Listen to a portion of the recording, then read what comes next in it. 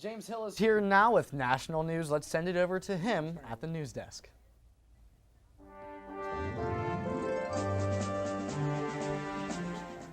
The United States Olympic Committee and several other nations have received emails regarding security threats at the Sochi Winter Games. It's raising tensions higher for the upcoming Olympic Games this February in Russia. Security concerns have been high following 2 bombings last month in Volgograd that killed 34 people. Committee CEO Scott Blackman said the safety of Team USA is our top priority, and the message has been forwarded to the authorities. And the West Virginia Department of Environmental Protection has ordered the owners of a coal cleaning plant to disclose everything that was leaked from a storage tank and contaminated the water supplies of over 300,000 people.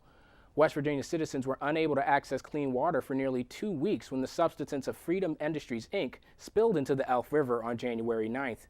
Freedom revealed to the state Tuesday that in addition to the coal cleaning chemical crude MCHM, another chemical called PPH, or polyglycol, also spilled into the river. The WVDEP said that the second chemical was not included in the initial report regarding the contamination, and that failure to fully disclose the severity of chemical spills directly violates state code. Freedom actually filed for bankruptcy last week with over $3.6 million in debt. The WVDEP has given Freedom until 4 p.m. next Wednesday to report all the substances that were spilled. And Target Corp announced Wednesday morning that it will stop offering health care coverage to its part-time workers. The change is coming due to some of the new regulations of the Affordable Health Care Act. Target said, quote, "By offering them insurance, we could actually disqualify many of them for being eligible for new available subsidies that could reduce their overall health insurance expense." Target said that less of 10% of the company's 350,000 employees currently participate in the plan that is being eliminated, and that those affected will receive a $500 cash payment. The change takes place April 1st.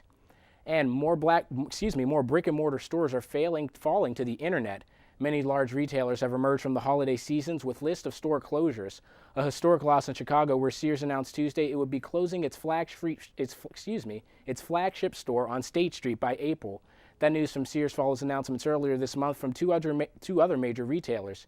JCPenney announced it would be shuttering 33 stores in its attempt to reach profitability. And Macy's, despite reporting strong holiday sales, is shuttering 5 stores this year in an effort to save $100 million annually. Excess Space Retail Services reported in their annual report that online shopping contributed to a nearly 15% decline in in-store foot traffic this holiday season. That's all for National News this week. Let's send it back over to the couch. And now we are joined by Kaleigh Fitzgerald, who is right next to me, Barbara Lechene, over here, and Isabella LaQuatra, and they are going to talk about their upcoming film, 40 Seconds. How are you ladies today? I'm good. How are you, Vinny? Good, really well. So your film is about suicide awareness. Why is suicide awareness so important today? Suicide awareness is really important because it's an issue that people don't normally look towards. There's a couple of statistics. Like the reason why our film's even called 40 Seconds is because every 40 seconds someone around the world commits suicide. Wow. It's a really terrible statistic, and it's a really hard subject to talk about. But there's just so many different demographics, like different ages get affected all the time. I could just name off a couple more, but like another one that really hits me is suicide is the 3rd leading cause of death in just children. Like people getting kids getting bullied in school, like are already like committing suicide. Now, Kaleigh, you're a student here at Point Park. What's your major? Cinema, right? Yeah, I'm a cinema and screenwriting double major, okay. And it's my last semester, and okay. This project's going to be my senior thesis. Okay. For when I leave. So how are you two involved in this film? I play the lead of Paige Huntington, and the story kind of revolves around the people that are in my life, and the troubles that they're going through and how they're coping. I play Paige, or Renee. Paige is my older sister, and Renee's an interesting character because she's in a younger generation. She's a teenager, and she's going through hardships dealing with the death of her father and the loss of her mother. So just watching different age groups and age dynamics play off each other.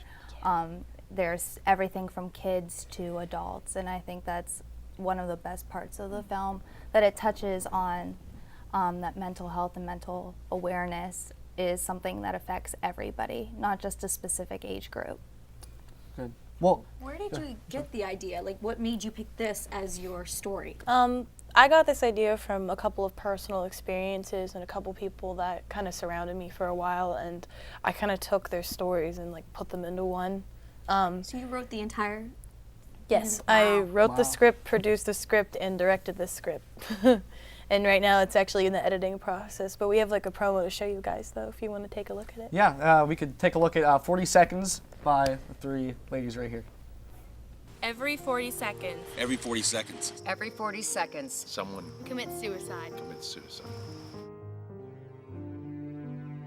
Paige is going through the motions of her life while she deals with her loved ones' lives crumbling around her. But little does she know that the one stable person in her life is the one that needs the most help. We are making this movie to promote suicide awareness. So many different people of all ages are affected, whether they have attempted to take their life or they know somebody who lost theirs. Through each character in the story, we explore the most at-risk groups, such as Luke, the kid who was bullied at school; Renee, the girl who struggles to cope with her father's death. John, the war veteran who suffers from post-traumatic stress disorder; And Paige, the one who's consumed by it all.